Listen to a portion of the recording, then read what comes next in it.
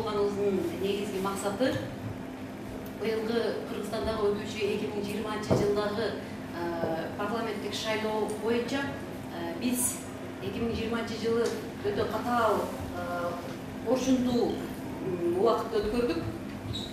Бул жылы биз үчүн айрыкча бир гана Кыргызстан үчүн эмес, Москвада жүргөн, башка чет мамлекетте жүргөн мигранттар үчүн өтө оор жыл болду. Себеби карантин убагында, пандемия убагында ушунчалык канчалык деңгээлде мигранттар кыйналганын, алардын орду ар бир мигранттын көз алдынан өттү. Өзгөчө Кыргызстанда органда бул мигранттардын кошкон салымынан улам канчалык деңгээлде мигранттардын күчү бар экенин өз көзүбүз менен көрдүк. Ошол себептен биз быйылкы жылы бул убакка чейин кайдыгер карап жүргөн болсок, быйылкы жылы ушул мигранттарды чоң салымын кошуп, мигранттардын атынан Кыргызстандагы шайлоого кандидаттарыбызды коюп дегендей, канчалык деңгээлде мигранттардын ролу бар экенин именно кыргыз элине жана ошондой эле бийлик адамдарына жеткирели дегенбиз.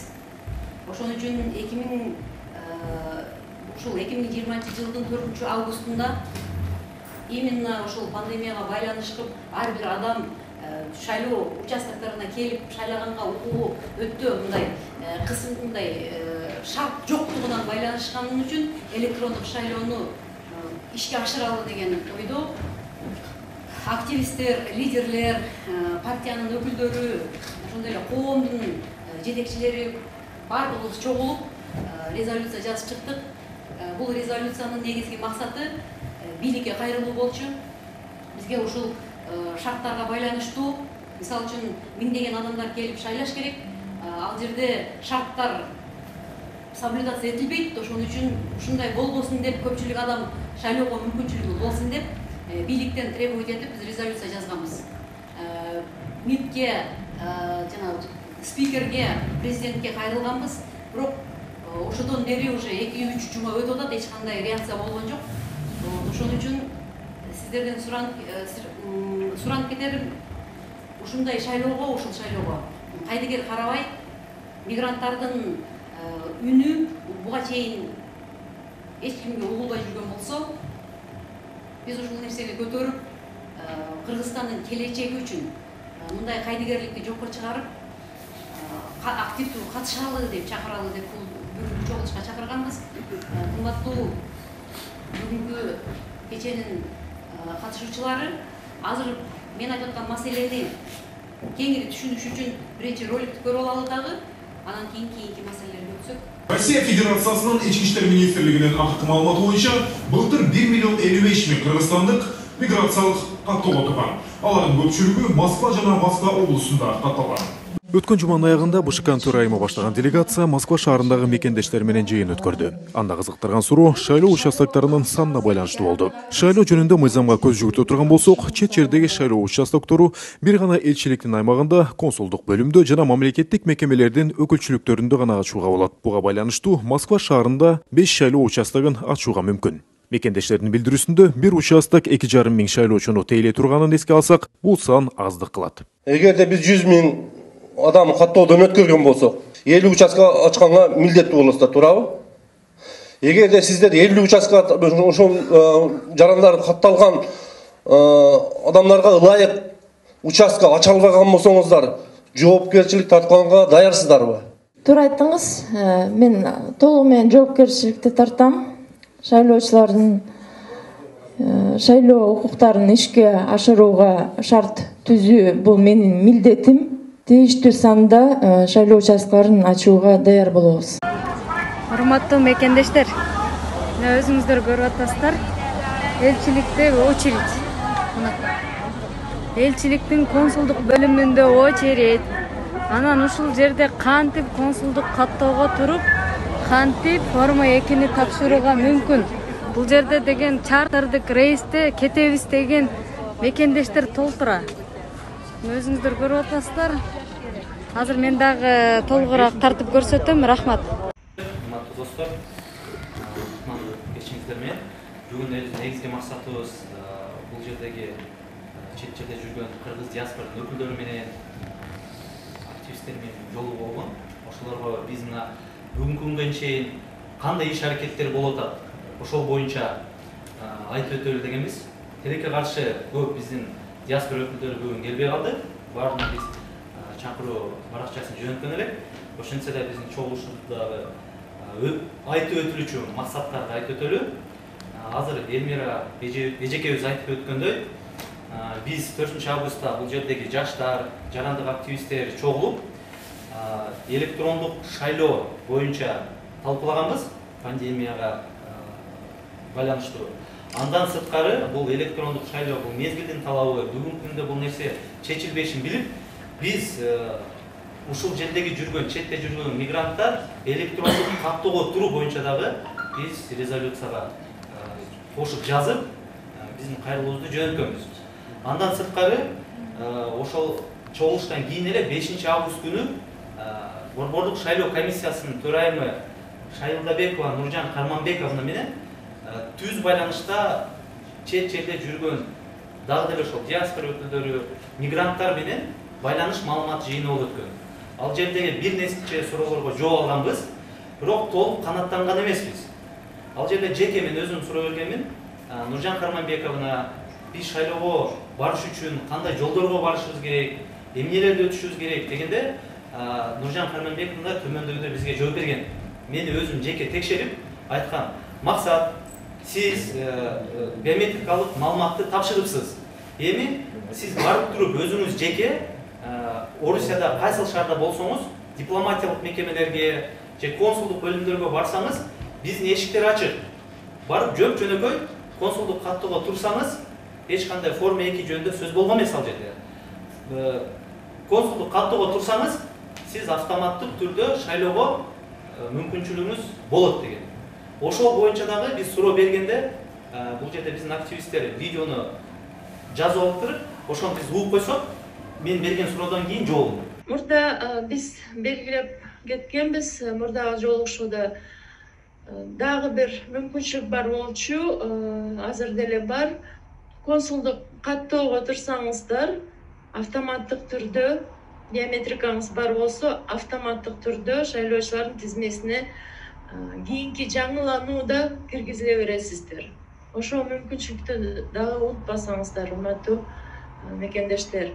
Электрондук форматта шайлоочулардын тизмесине кирүүгө мүмкүнчүлүк түзүлөт деп айтканбыз. Ал мүмкүнчүлүк бар, бирок бийик деңгээлдеги авторизацияны биз ошол шайлоочулардын тизмесинин тактыгын сактоого биз ушу бийик деңгээлдеги авторизацияны коюш керек.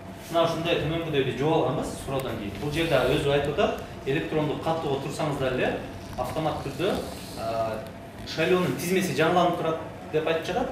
Жаңыланганда эле сиз алсаңыз, шайлоого катышсаңыз болот деп жооп алды. Ошондон улам 6 августта мен жеке өзүм жумушка барбай элчиликтин алдына бардым. Саат 11-де бардык. Ал жерде кезекте турган адамдар аябай көп экен. Кезекте турган биздин мекендештер Кыргызстанга учуу боюнча ошол жерде турган, арыз калтыруу үчүн. Ал жерде 458 болуп жазылып, 5 саат дегенде мен өзүмдүн кезегимди күттүм. 5 саат өтүп, консулдук бөлүмгө жеткенимде, ал жерде форма 2 бланкы жок деген жооп алдым. Форма 2 бланк жок, биздин базалар туташтырылган эмес, анан адистер шайланган жок деп. Ошол жоопту алып туруп, бирок менин телефондорумду жазып, сиздер менен 2 күндө байланышабыз деп мени узаткан. Биз 2 күн күттүк, эч кандай бизге жооп болгон жок. 6 күн өткөндөн кийин кайра эле биз барып, өзүбүздүн максатыбызга жетели деп, ошол эле кезекти күтүп, 500 болуп, 511 болуп жазылып, 5 саат күтүп, ондо кирип барганыбызда бизге башкача жооп берди. Форма 2-nin бланкты толтурбай эле, сиз азыр 2019 декабрдан бери консулдук каттоого аралыктан эле биздин сайттан көчүрүп бланкты, регистрационный карточка деген бланк бар экен, көчүрүп бизге жөнөтсөңүздөр консулдук каттоого автомат түрдө туруп каласыңар деген. Ошондо мен суроо бергенмин. А форма 2-ни биз толтурушубуз керекпи же жокпу деп.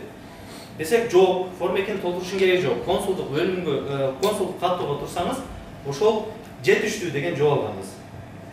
Андан чыгып биз 12 август күнү ошол жердеги дагы деле кайдыгер карабаган жарандар, биздин жаш активисттер, диаспора өкүлдөрү элчи менен жолугушууга бардык.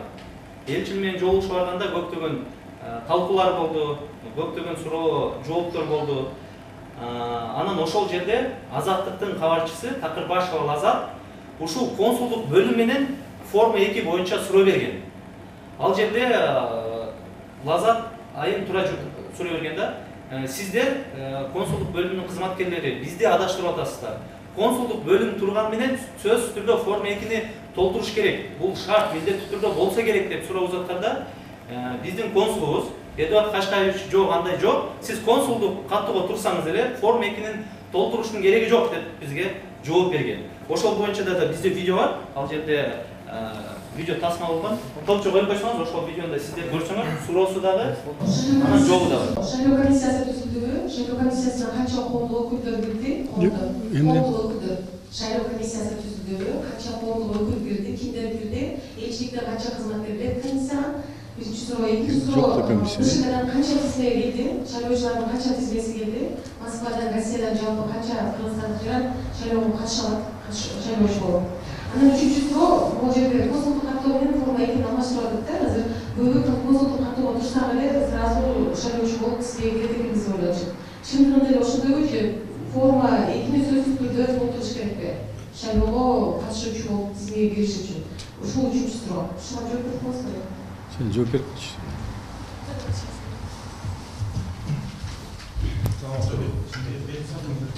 Микрофон, да? Башкы консулду таанысыңар да, э? Саламатсызбы. Биринчи суроо кайталанбакчы. Шайлоо комиссиясы түзүлдүбү? Канча коомдук өкүл, кимдер кирди? Анан элчиликтен канча кызматкер комиссияда болот? Бул суроо боюнча комиссиянын мүчөлөрү бул деген типтик территориальный избирательный комиссия Бишкекте ошол негизи. Булар тандап чыккандан кийин, бул президент болгондон кийин аны бизге решет да. Шайлоо комиссиясы жок. Мына өтөбүз возможно ушул жумага келет да бизге. Потому что муну биздин элчилибиз өзү жеген жеги болуп тандабай муну эми цик уровенде да. Биз чечпейбиз, муну территориальный избирательный комиссия чечет. Анан жанагы шайлоо эме боюнча сен тагыраак жооп бербейсиңби? Тизме боюнча дагы келелек, анткени учетко турушат, туурабы? Алар тактагандан кийин жана 19-сентябрда бүтөт турбайбы? Тиги форма 2-нде. А форма 2-ни сөзсүз толтуруш керек деген бизге милдеттенген да. Бул жок. Немеда орусчада не будет список членов избирательной комиссии. Я об этом говорю.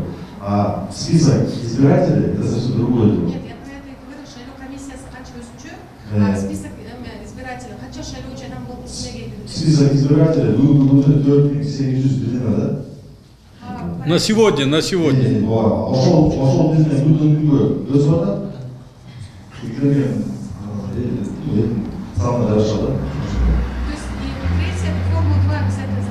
Форма 2 заполняется тоже непосредственно, когда время остается мало, когда человек не состоит на учете, в этом случае форма 2 заполняется. Сейчас можно консульский учет наставить все, да? Конечно, да.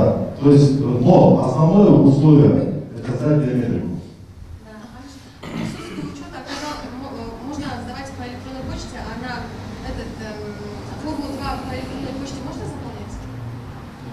Форма 2, но там же нужно расписаться.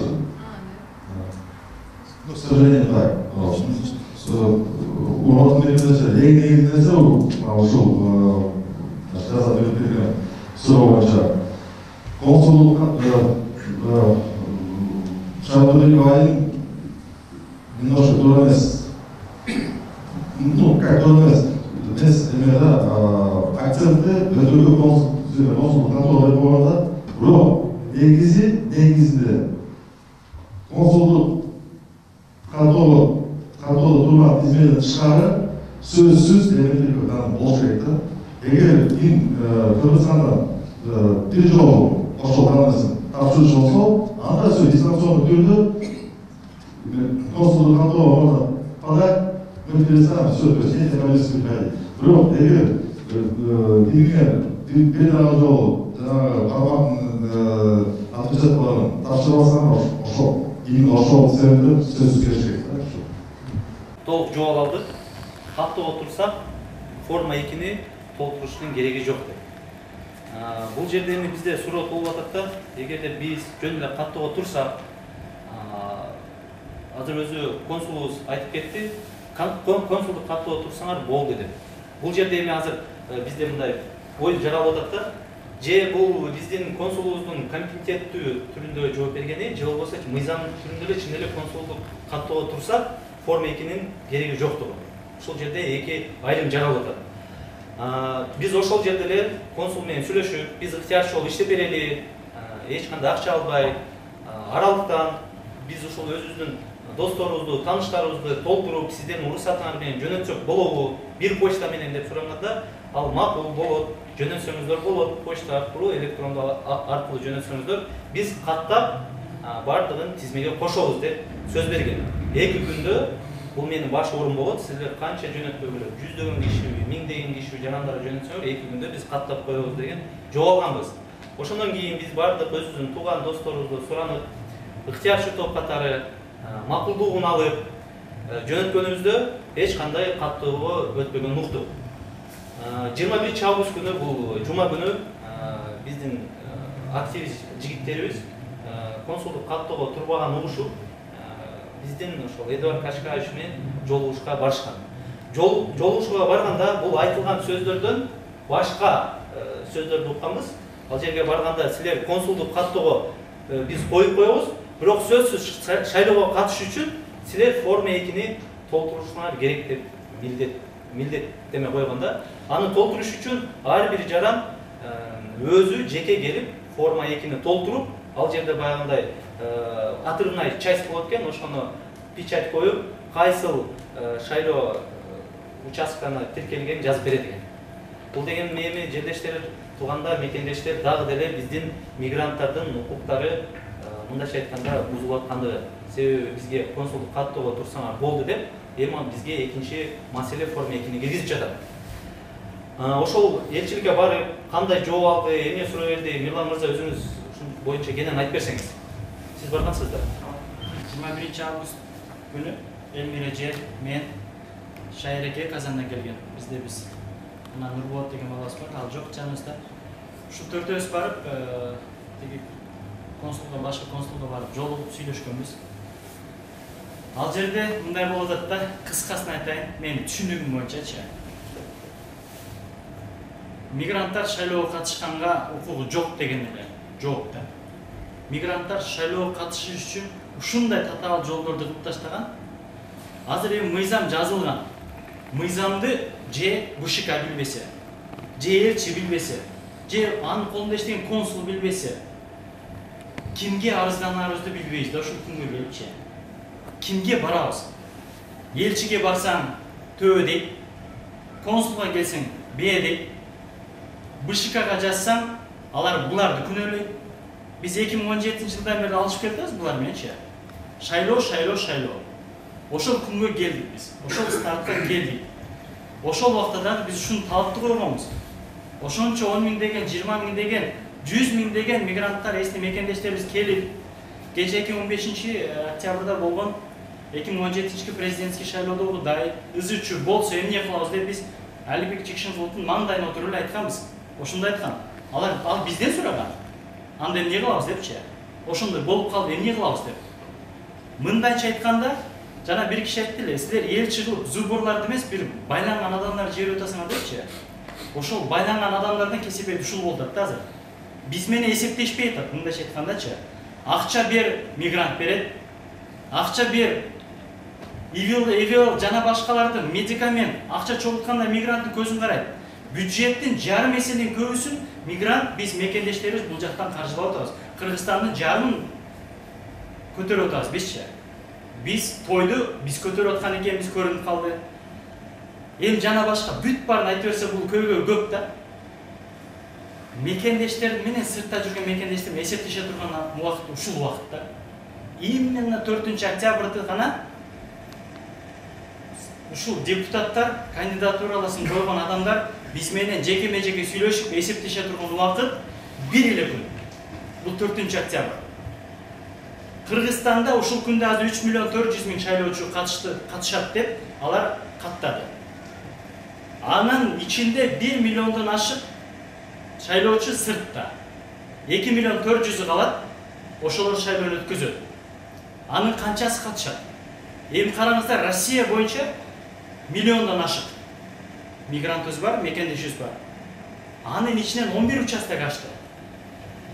Россия боюнча 12 11. Ар бир шайлоого 1000ден адам келет, 11.000 адам катышат деген бул эсеп да. Себеп дегенде булар мындай кылды, биздин башыбызды айландырып атат азырчы. 4800 консулдук каттоого булар тизмесин жиберген Кыргызстангачы. Ошол адамдар гана катышат азыр шайлоого. 4800 мекендешибиз бир жылдын ичинде учетко турган адамдар, консулдук каттоого тургандар. Алардын канчасы Кыргызстанга кетип калды? Бир жылдан бери ар жак бул жака жылат да, Москвада 4800 дайыма жашап калбайт.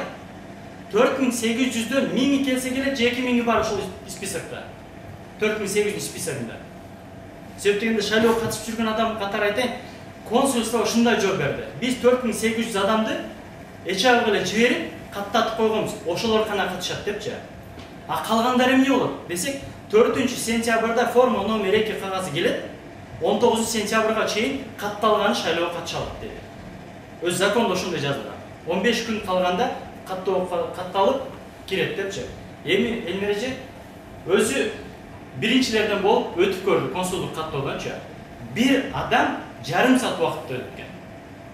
Форма номер 2 консулдук каттоону катталыш үчүн бир адам жарым саат көрдүңүз эже? Жарым саат убакытты алды.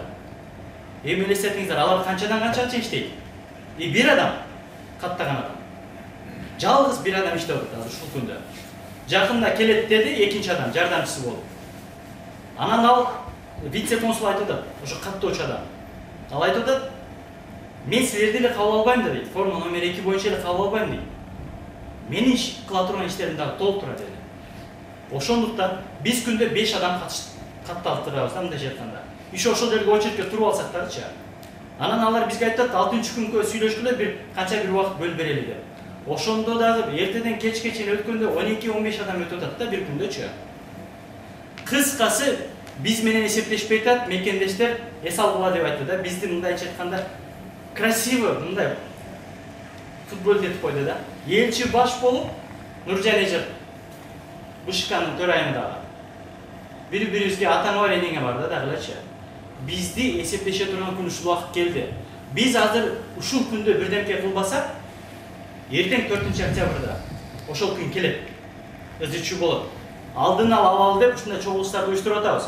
А башка коомдор болсо, той, жилик жемей, улак, күрөш жана башка менен алек болуп жүрөт. Ушул жерге канча коомдун биз адамдарды чакырып берип, ар бирине бирден аты фамилиясы атынан бери жазып жибергенбиз. Бири да келген жок.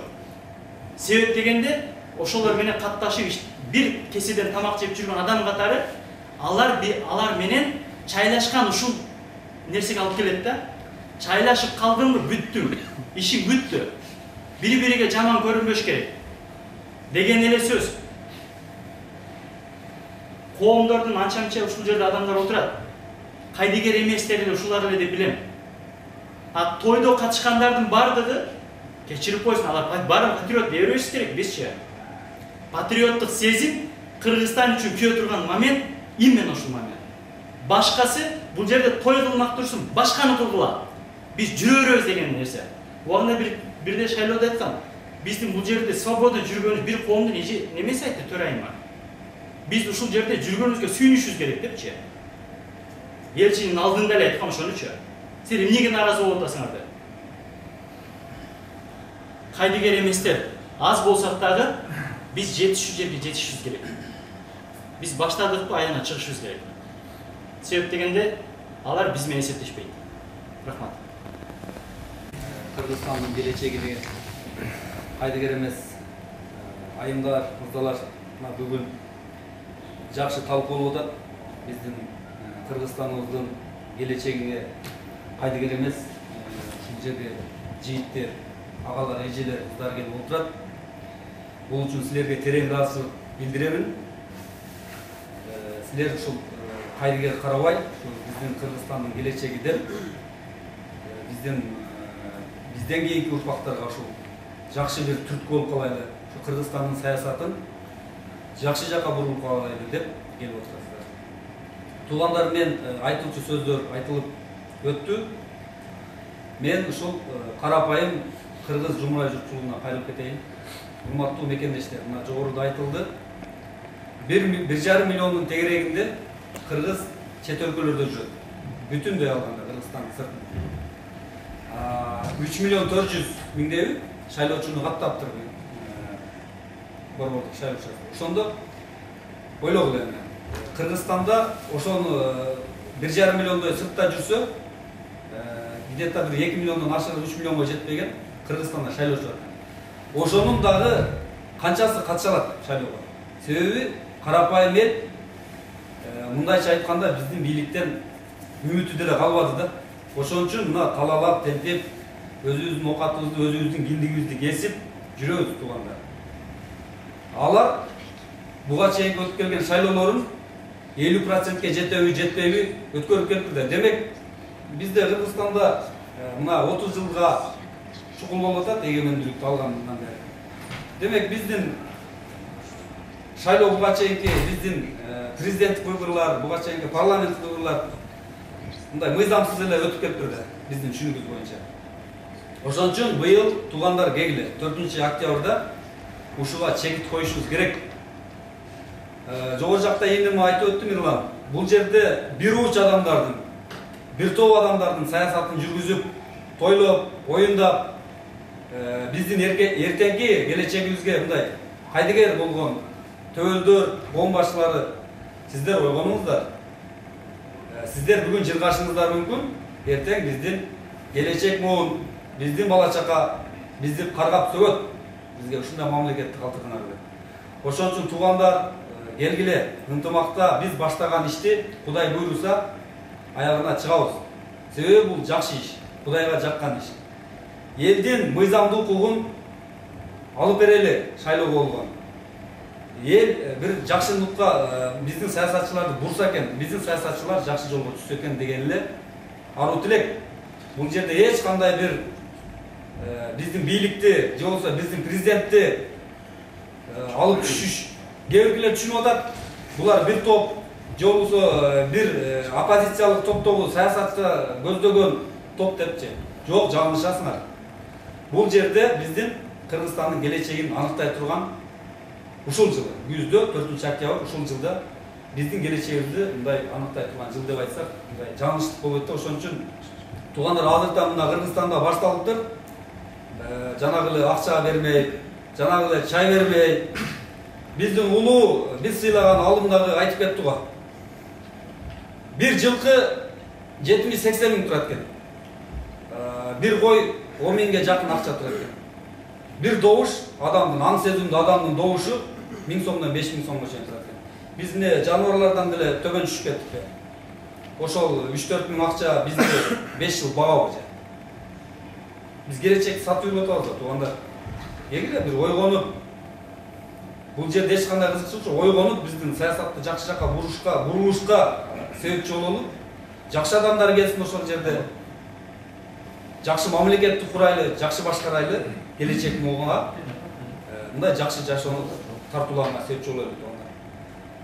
Ошон үчүн келгиле туугандар, дагы бир жолу ойгонуп 4 октябрда биздин Кыргызстанды улуу жолго, жакшы жолго бурулуш жасоого үгүттөйлү. Ошого барыбыз жапа-тырмак бир жеңден кол, бир жакадан баш чыгарып, ошо аракеттенели. Москва шаарында, Москвада дегеле 10 жылдан бери жүрөм, мигрант болуп эмгектенип. Акыркы 3 жылда биз аябай мыйзамсыздыктар менен макул эместигибизди билдирип, жана мигранттардын укугун талашып, колубуздан келишинче күрөшүп келдик.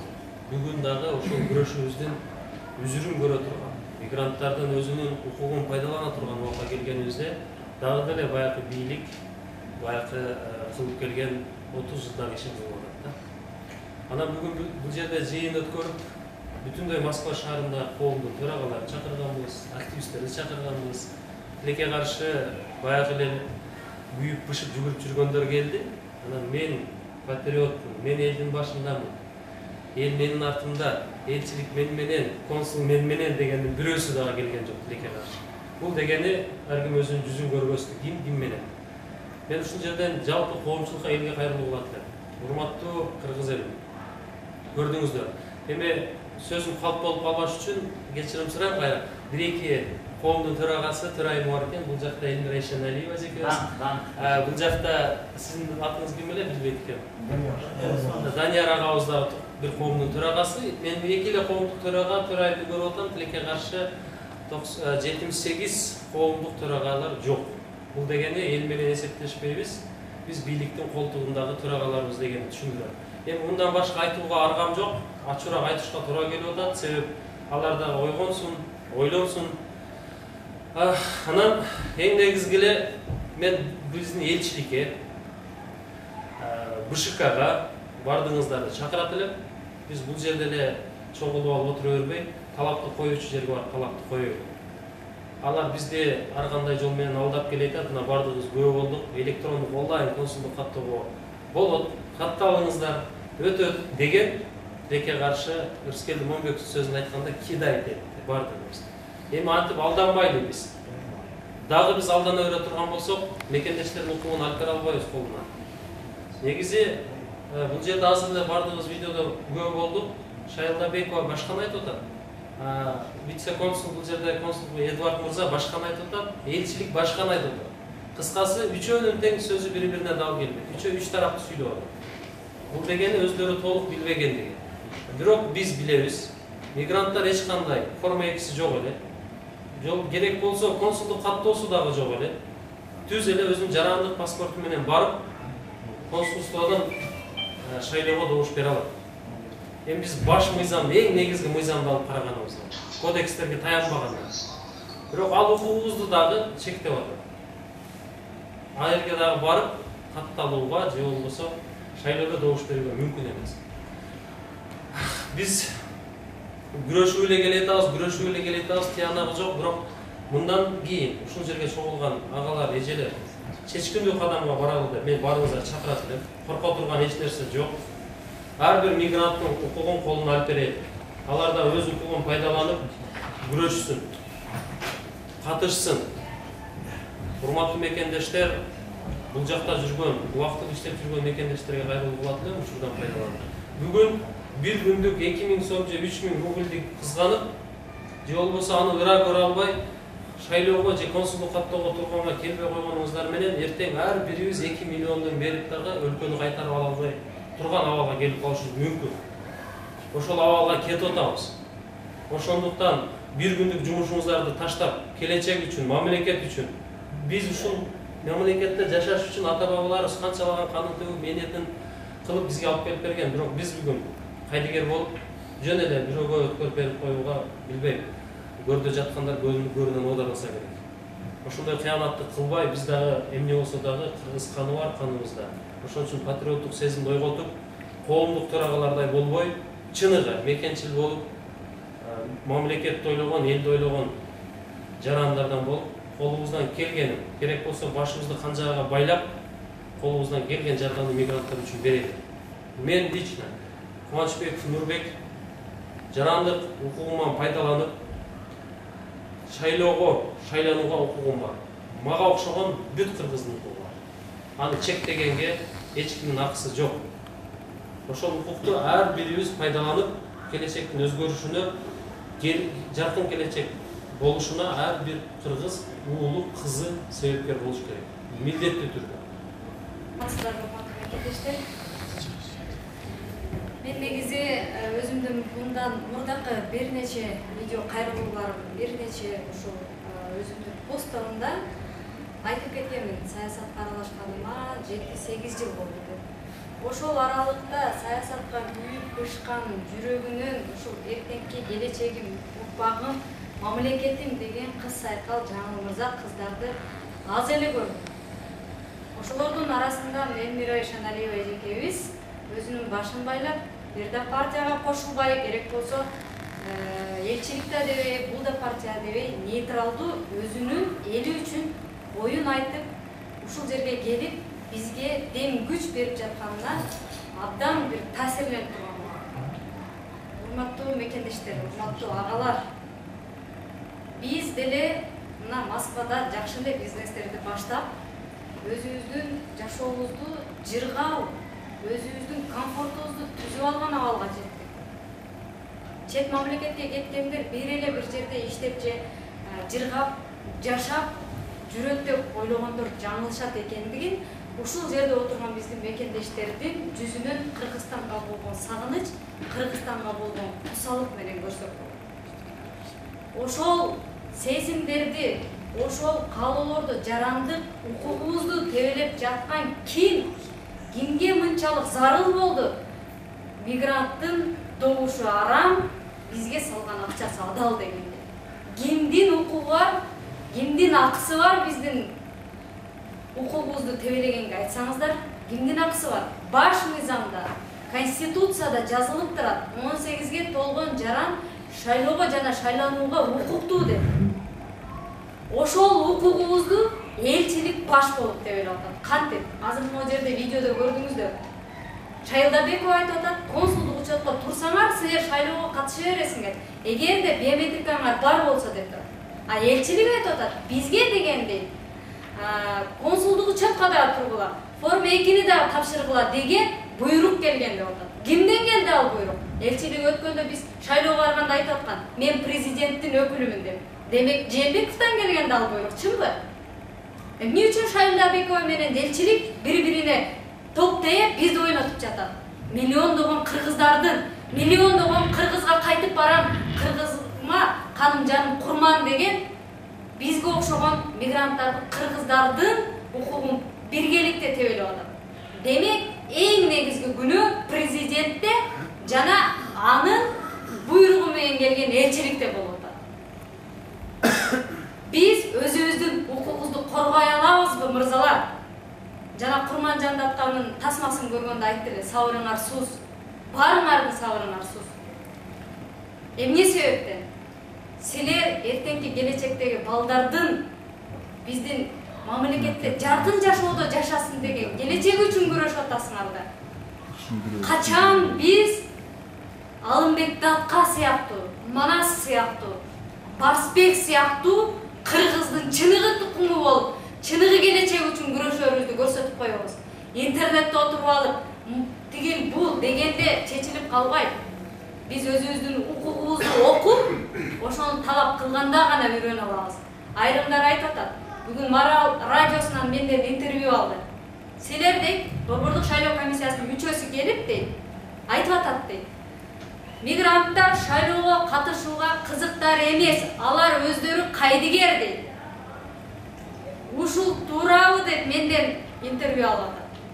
Мен айтып жатам, биз шайлоого катышууга кайдыгер эмеспиз, биз шайлоого катышкыбыз келет, биздин жарандык укугубуз тебеленип жатат деп 300 миңге жакын, керек болсо 100 миң деген колдорду топтоп берген мигранттар кандайча кайдыгер болот? Мейли 700 миңден ашык Москва жана Москва областындагы биздин кыргыздардын бар жок эмес. Ошонун 100 миңден ашыгы дагы биз шайлоого катышабыз деп атканда 100 миңден ашык биздин жарандардын укугун тебелеп атат. Алар эмне адам эмеспи? Ошол 100 миң добуш менен бир партия 12-11 мандат менен өтүп атат жогорку кеңеште. Демек, ошол адамдардын добушу бул жакта тебеленип атат. Ал адамдар эртең Кыргызстандан урдайм, тонойм деген партияларды шайлабайт. Ал адамдар эртең Кыргызстандын канын сором дегендерди шайлабайт. Мына ошол себептен ошол бийликтин проектisi болгон партиялардын дегеле ошолорду колдогондордун бирөөсү келген жок. Бул жерде мекенчил, ата мекен, бүтүн Кыргызстан деген партиялар келди, бирок бул партияларга кошулбаса дагы кыргыздын келечегин ойлойт, кыргыздын тагдырына кайдыгер эмесмин деген башка биздин коомдук активисттер да келип отурат. Эмне ушул коомдук активисттерге эле керекпи Кыргызстандын келечеги? Мен жеке бул жерге бир партиянын мүчөсү катарында келген жокмун. мен укугум бар кыймылдын мүчөсү катарында келдим. Эгер мен өзүмдүн эртеңки жыргалчылыгымды ойлосом, анда башка партияга кирип, ошол жерде жыргап куна отура бермек. Бирок бул кыргыздын канына сиңбеген, кыргыздын канына аралашпаган арамза касиет. Ошондуктан ошондойлордон биз кутулганда гана Кыргызстан жакын келечекке жетет. Алардан кантип кутулабыз? Биз өзүбүздүн укугубуз үчүн күрөшкөндө, өзүбүздүн келечегибиз үчүн күрөшкөндө, ошондойлор мамлекетке келбей, чыныгы Кыргыздын келечегин, Кыргызстандын келечегин ойлогон адамдар келгенде гана биз бул жерде мигрант болуп жүрбөйбүз. Баягы күнү бир жигит менден интервью алып атат. Мигранттын эң орчундуу көйгөйү эмне? Сиз жогорку кеңешке барып калсаңыз, же сиздин жаныңызда жүргөндөр барып калса, кайсы маселени көтөрөт элеген? Кыргыздын мигранттардын көйгөйү эмне деп? Биздин эң биринчи көйгөй бул мигрант болуп жүргөндүгүбүз. Башка мамлекетте султан болгончо өз мамлекетиңде ултан бол деген жакшы сөз бар. Сен каалайсыңбы, каалабайсыңбы, башка мамлекетте баары бир сени бөлөк деп бөлөт.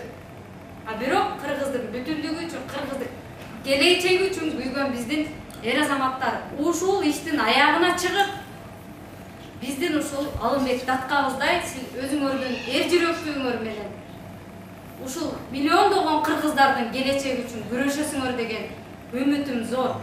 Мен ишенем сиздерге. Келиңиздер, биргеликте кайрылууларды байма-бай жасайлы. 4-октябрь күнү бар жогу шайлоого баралы. Анткени баш мыйзамда жазылган. Бар жогу кыргыз жарандары шайлоого жана шайланууга укуктуу деп буну тыйып чектеп койгонго эч кимдин акысы жок. Ушул маалыматты бар жок кыргыздарга жеткирели. Ассаламу алейкум, урматтуу кыргызымдын мыкты мырзалары жана мыкты айымдары, көңүлдүү кечиңер менен. Биринчиден силерге ыраазычылык билдирем. Ушул кайдыгер болбой, ушул жакка баягы үй бүлө багабыз, ата-энебизге жардам беребиз, жаркын келечек курабыз деп келип, ошондон тышкары убакыт таап, ушундай кайдыгер карабастан өлкөнүн келечеги үчүн дагы аракет кылып, өзүңүздөрдүн салымыңыздарды кошуп атканыңыздарга мен биринчиден ыраазычылык билдирем. Мен өзүм эч кандай партияда, бир да партияда мүчө эмесмин, бирок мүчө болбосом дагы мен ушул партиянын иштерине буга чейинки президенттик жана жогорку кеңештик шайлоодо дагы өзүм суранып, атайын катышып келгем. Себеп ар кандай жанагы бурмалоолор, мурдагыдай туура эмес кагаздарды салып коюулар болбосун деп өзүм катышып келгем. Бирок жакшы, акыркы 2 шайлоодо мен андай нерсени байкай алган жокмун. Кудай буйрса мындан ары дагы ошондой туура эмес жолдорго бардырууга аракет кылабыз. Бүгүн ушул баарыбыздын башыбызды бириктирип ушул жака чакырып аткан, уюштуруп аткан кыз жигиттерге ыраазычылык билдирем. Негизи эле ар бир адам шайлоого жана шайланууга укугу бар. Бирок эмнегедир биздин бийлик ошону каалабай жатабы, же болбосо бир кандай бир кызыкчылык барбы, мен ошону түшүнбөй келем. Ушул арадан 10 жыл өтсө дагы эч кандай жылыш жок да. Эмнегедир ушу шайлоо жакындап калганда гана бир аз аракет кылган болуп, келип эл менен жолуккан болуп гана бир кандайдыр бир кыймыл аракеттер болгон болбосо, ортодон канча жыл өттү, бирок эч кандай мындай кыймыл аракетти, жылышты байкаган жокмун. Мурдагы эң биринчи шайлоодо бир 4000-5000 адам келип шайлоого катышкан болсо, кийинки жылы андан бир азыраак гана кошулду. Аны дагы биз ушул жерде активисттер, ар жерде жанагы эл көп чогулган жерлерде футбол, волейбол, ар кандай массалык оюндар өткөн жерлерге барып, элди түшүндүрүп атып, ошол жерге каттаганбыз. Мынакей быйылкы жылдын эсебинен алганда андан да аз болуптур. Антип каттоого дагы кандайдыр бир мүмкүнчүлүктөр түзүлбөй жатат. Бул мен ойлойм, эгерде биздин мамлекетибиз кызыктар болсо, биздин ушундай конституциялык укугубузду коргой турган болсо, шайлоо бүткөндөн кийин деле аракет кылып келип эл менен жолугуп баштаса болот да. Сөзсүз эле шайлоо жакындаганды башташ керек эмес. Ошон үчүн мен суранат элем, буга чейин деле суранып келгем. Буга чейин шайлообекова келгенде деле өзү айтты эле, силерге баардык мүмкүнчүлүктөрдү түзүп беребиз деп, бирок эч кандай мүмкүнчүлүктү көрө алган жокпуз жана байкаган жокпуз. Мен ойлойм, биздин жарандарыбыз кайдыгер эмес.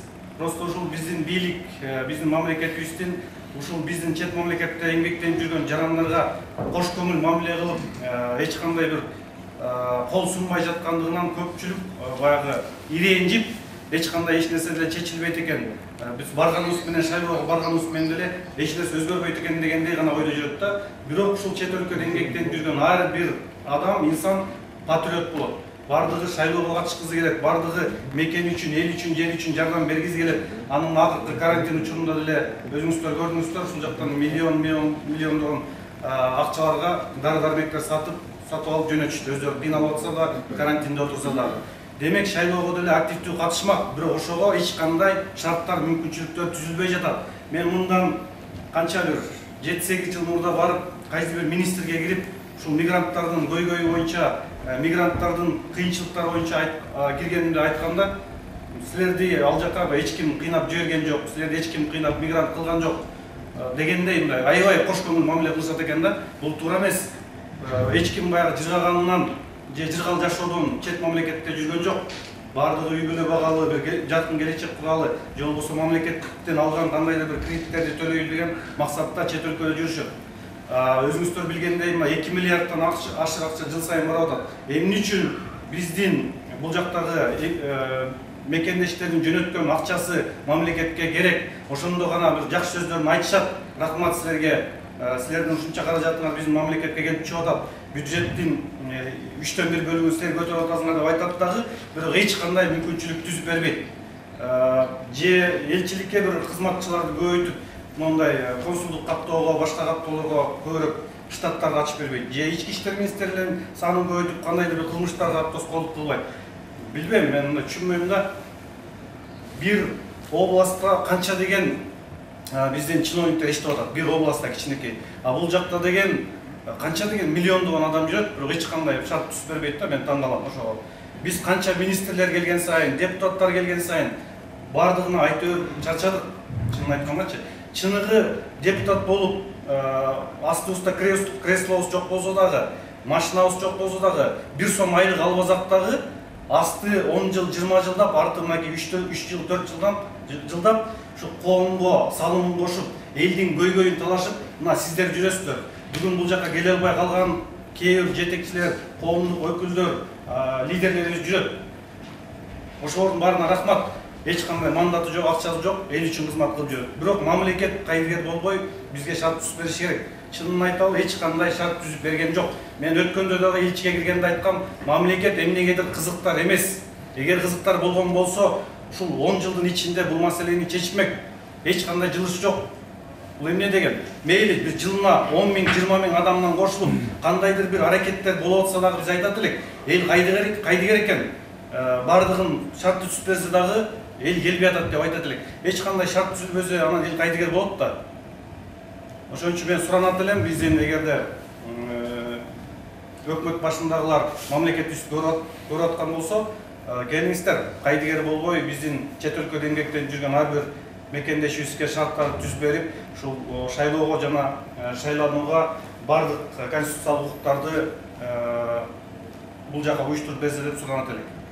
Баарыңыздарга рахмат, ушундай кайдыгер болбой, эл үчүн, жер үчүн убактыңыздарды бөлүп, жакшы иштерди уюштуруп, демилге көтөрүп чыгып аткан сиздерге чоң рахмат. Чыныгы элдин өкүлү сиздерсиздер, чыныгы депутаттар сиздерсиздер, 1 сом айлык алган. Баарыңыздарга рахмат. Саламатсыздарбы, Алишбек Алибеков, Жаныбан уюму. Сиздерде саламатсыздарбы деп, Надырбайка айтып кеткендей, урматтуу бул жерде аттуу башчылар, урматтуу моундайлар деп силер бартыр да. Мен силерди атыңардан атап айтам да, мындай саламатсыздар мигранттар деп элечи, бейбешара мигранттар деп айтыш керек да, атыңар менен элечи. Силер кыйын болсо, мындай патриот болсо бир өзүңөр үчүн деген да, мамлекет үчүн бир тыйындай эсептеткен. Себеби Надырбек айткандай, канча жылдан бери шайлоо система шайлоо болуп атса, ошончо жылдан бери бир дагы жылыш жок. Мисалы анын бардык нерсе цифра менен эсептелинет да. Мисалы 4800 адамды консулдук учетко жөнөттүр Кыргызстанга, анын 3800 шайлоочу деп тааныптыр мамлекет. Демек, азыркы күндө 3800 адам катышат. Бул деген нерсе, бул мигранттардын кайдыгерлиги эмес, бул деген нерсе ошо БШКда айлык алып отурган ошол Шайдуллабекованын иштегенинин результаты да. Мисалы 700 миңден 3800 процентке айланса 0,02% да. Ошо 0,02% иш аткарыптыр да. Бул алган айлыгыны 0,02%ке аткарыптыр. Мен силерге укмуштуудай шарт түзүп берем. Биз мындай бул дүйнө 21-кылымдагы БШКда эмнегедир 17-кылымда жашайт аларчы.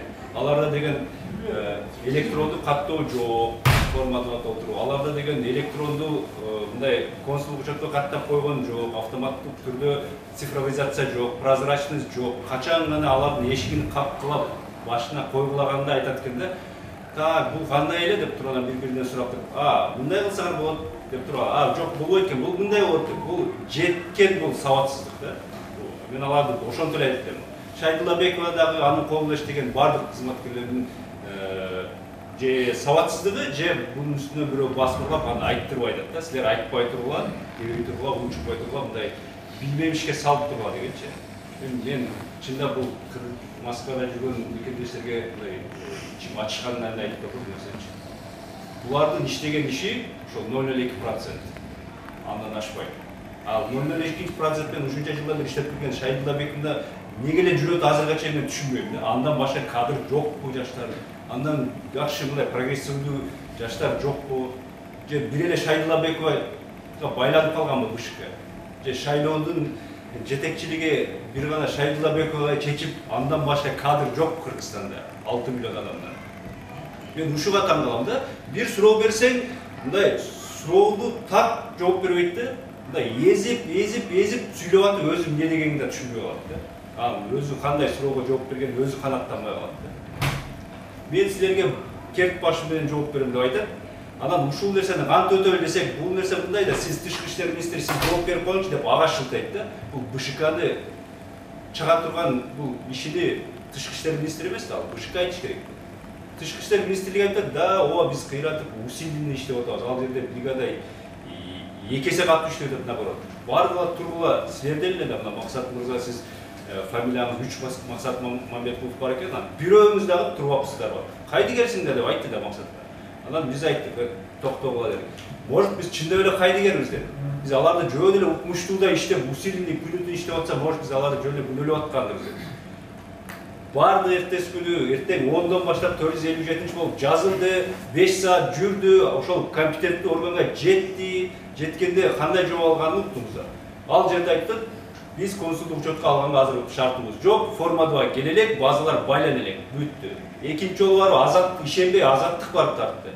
Анда деле ошондой жооп. Анан элчилик менен жолуктук, Эдуард Кашкаевич менен жолуктук. Эдуард Кашкаевич өзү айтып атат, жок, биз азыр токтотула, силер консулдук учетко туруп эле тургула, автоматтык түрдө силер туруп каласыңар деп атат. Мына видео факт турат. Анан эле 3 күндөн кийин айтат, жок, Шайдуллабекова ал жакта да айтышты, консулдук форма 2 обязательно экен. Себеби көрүп калды. Карасак Максат деле беркилерде волонтерлор бүт шакылдатып эле электронду жөнөтүп атышат. Караса цифра өсүп атат. Анан стоп, муну токтотпосок болбойт экен деп форма 2 обязательно деп айтып атат. Эми форма 2-ны макул тапшыралы. Ушуну электронду тапшырсак болобу деп сайттарда жүрөт да болот депчи. Кантип тапшырыш керек, ага паспорттун паролун алыш керек.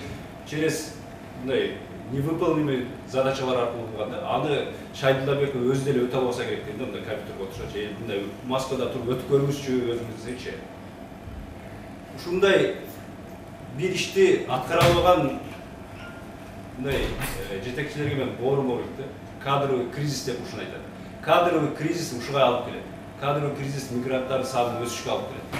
Кадровый кризис ушундай иштөө көрсөткүчү 0,2% кадрларды биздин үстүбүздөн башкарып алып келет. Мен Шайдуллабекованын бул жылга чейин кылган ишини мен канаттандыралык эмес деп айтам да. Бардык нерсени аты менен айтып, канаттандыралык эмес. Шайдуллабековага биз 10 жолу сүйлөштүк Zoom менен. Бир да жолу ынанган жокмуз суроо. Кайра эле өзүңдү күнөөлүп коет да. Силер мигранттар депчи. Силер эмес, ал силердин ишиңер. Буларды консулдук учетко алуу, булардын форма 2-сын эгерде силерге керек болсо, мисалы президенттик шайлоодо бул рыноктор менен рыноктор менен футбол, медцентр баардык жокко чуркап жүрүшкөн да кол мененчи. Буту-бутуна тийбей. Биз 10 адамың болсо да каттап коелу. Себеби президенттик учурда ал кандайдыр бир саясий көз караштар менен мигранттардын кызыкчылыгы болбоду. Мигранттар кимге добуш беришин билген булар алдынан. Ошон үчүн булар буту-бутуна тийбей чуркашкан. Азыр ошондой чуркабай, мартта келиш керек эле. Азыр сентябрь болду. Качан келет десек, биз мартта барыш керек, чартеринг рейстер жок, бул бечараларга самолет жок экен да. Ошон үчүн келе албай атышып мобилдик группасычы. Биз ошол самолет болсо келип ошол нерсени тездетиш керек экен. Бир эле нерсе бул шалакылык, бул сабатсыздык, ошондой эле нерсе, башка эчтеке жок. Компетенттүүлүк жок. Ошон үчүн мен айтат элем, ушул нерсени биз мындай айтып кала бербеш керек да, бул нерсени келге резолюция кабыл алайлы да, мен кыска сунуш аякта. Резолюция кабыл алып, ушул жердеги бүт айтылган нерселер, сын пикирлерди БШКнын төрайымына, андан кийин ушул президентке болгон резолюцияны кабыл алып, ушул жерде төрагалар көбү чындап эле келе албай калышы мүмкүн да, кандайдыр бир себептер менен. Ошолордун фамилияларын жазып туруп, ар бир район төраганын, областной төраганын, коомдук ишкерлердин бүт баарынын фамилиясын жазалы дагы, анан ошолорго ошол кагазды суналы. Ким чындап эле мигранттар үчүн кол коюп бере алат, ошондой кимди ким экенин билет. Эгер ошол тизмеге кол коюп беришсе, анда ошол тизме боюнча бардык райондун жетекчилери менен областтын жетекчилеринин тизмесине резолюция менен президенттик аппаратка, БШКга, өкмөткө, бардык тиешелүү органдарга кагаз жүзүндө тез аранын ичинде 3-4 күн ичинде жөнөтөлү. Анан ошол нерсени биз исходящий номер менен анан катталган номерин алып туруп, ошол нерсени бир жуманын ичинде жооп алайлы. Бул нерсе мен кыскача оюм ошол мигранттарга эң негизги чечим бул баягы каттоого турган кандай каттоо болот?